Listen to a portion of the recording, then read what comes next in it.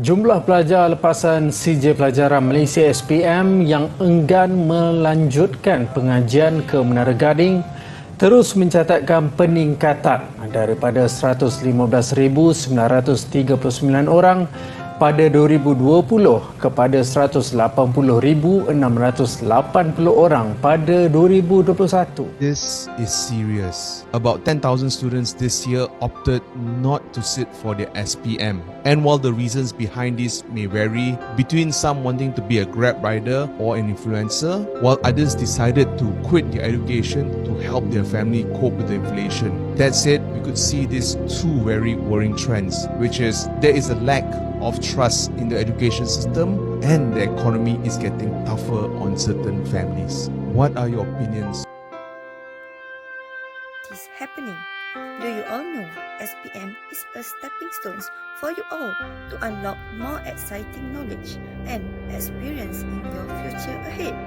As we can see, only 50% of SPM leavers are planning to furthering their studies, while the rest are still unsure of their life. How is this happening? This is our video to encourage them to fight the rejected education, such as we are now living in high-costing era, job prospect that is not relevant with the cost of study, and we need to take the PTPN loan. Is that will be a burden future, and also because of our education system that are still lack of interpersonal skills and general skills.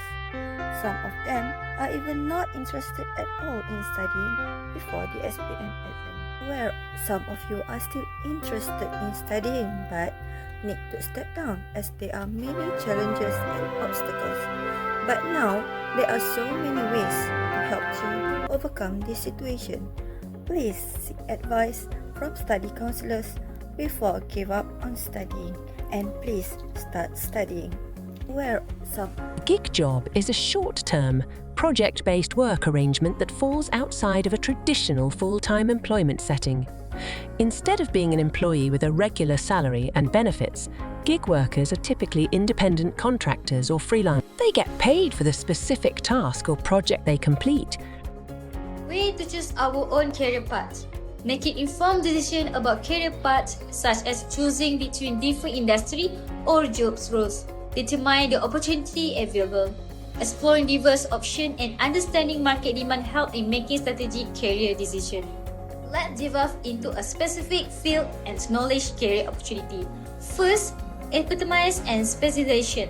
Deep knowledge in a specific field allow individual to become expert. Second, investment.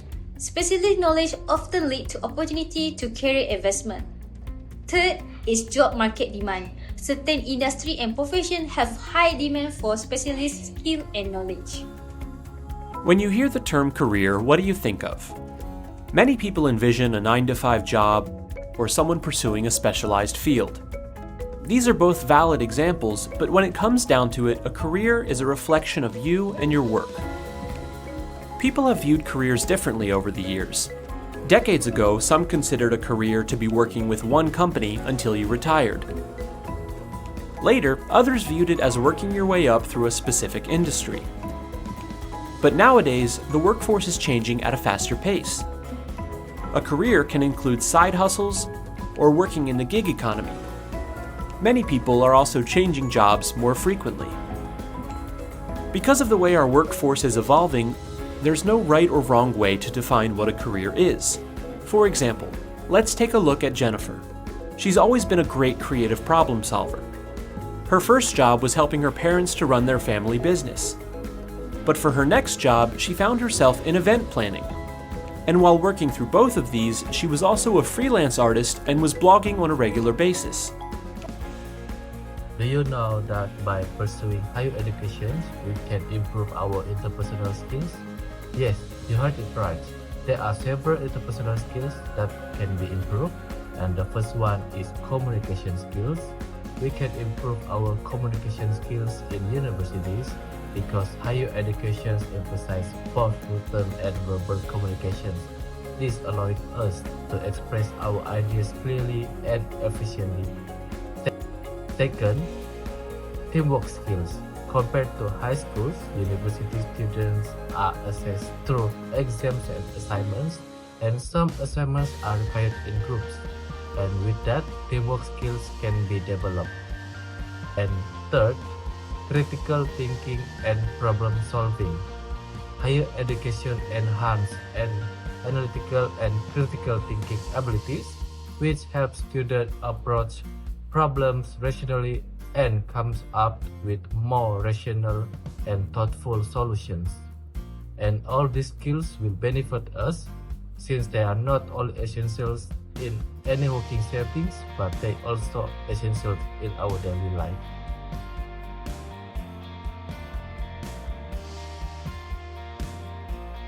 Higher education plays a significant role in networking for several reasons. Firstly, higher education institutions provide access to a vast network of peers, faculty, alumni, and industry professionals invaluable for career development, mentorship, and collaborative opportunities. Apart from that, college and university environments encourage the formation of professional relationships through group projects, internships, and extracurricular activities, leading to job opportunities and professional growth. Lastly, faculty members and professionals associated with higher education institutions can serve as mentors, providing guidance and support for career development. Overall, higher education significantly enhances networking opportunities by providing access to a broad and diverse network, facilitating professional relationships, and offering numerous platforms for engagement and collaboration. These networking opportunities are necessary for career development, personal growth, and professional success. Study at higher level has several benefits, including from economic point of view. First, good job opportunities. For some students, choosing a career that secures their future depends critically and seriously on gaining a high degree. It is easy for them to discover good job prospects with a realistic salary range to better qualify they are. Second, easily promote. According to those who are interested in the subject, having a high degree such as a master's or PhD increase one chance of being hired or promoted inside the company. A better salary. As you already know, a person's pay usually increases in direct proportion to their level of certification. The company has set a base pay scale that increases in accordance with experience for most people having this degree. For competitive, countries with well-educated people are more competitive in global market because they can generate goods and services with greater added value. And lastly, social welfare. Advanced education indirectly enhances a social well-being by developing a society that is more educated, competitive, and capable of actively contributing to the country's progress. Higher education is important in many ways and play a vital role in forming people, economic and civilization. It gives people specialized information and abilities, enabling them to advance personally and prepare them for professional employment.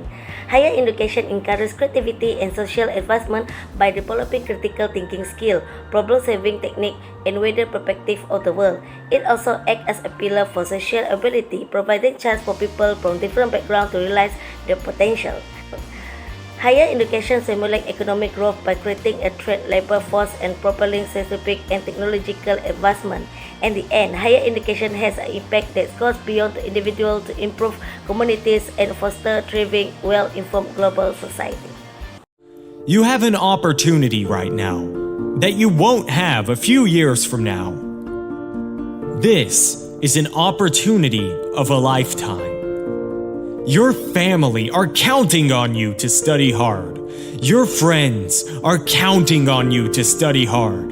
And maybe you don't realize it yet, but your future self is counting on you to study hard. And the goal is not to keep studying until you're content. The idea is not to keep studying until you become satisfied with your grades. You should never be satisfied. You should always be striving for better. Because the day you become content with your grades, that's the day that you stop evaluating yourself. That's the day you stop growing. That's the day that the person trying to catch you will catch you. You have to take advantage of the once-in-a-lifetime opportunity that you have right now. You don't have to be the most talented, or the wisest, or the smartest, or the wealthiest. You don't have to be the most intelligent to get to the top. But you gotta study. You have to outstudy everyone. Your classmates might come from money. They might have parents that own businesses. They might know people and are able to get them a job. But they will not outstudy you. And what you have to do is make a decision that no matter how privileged or talented anyone else is in your class, you're going to outstudy them. But how do you outstudy everyone else in your class? I'll leave you with the words of Eric Thomas. I've looked at the most successful people in the world and I realized that they have 7 or 8 similar things in common. And one of the things they all had in common was that they all had a routine. They are obsessed with routine. They don't have a gap of wasted time in their routine. They don't grind until 6 p.m. and then play video games for the rest of the night. They're not scrolling mindlessly through Instagram for hours a day. They don't have time. That's a poverty mindset. Successful people don't waste time. They don't watch TV. They don't do a lot of entertainment. If they're not working, then they're studying or getting better at their craft. So what you have to decide is, do you want to be in the 99% or the 1%? And you'll only join the 1% when you start thinking like the 1%, working like the 1%, walking like the 1%. How you prioritize your studying over the next 365 days will significantly alter the journey you're on and whether you make it into the 1% club. Aristotle said, "You are what you repeatedly do." Therefore, excellence ought to be a habit, not an act. Don't ever forget that. As Coach Jay said, I'm not your coach right now. I'm your conscience.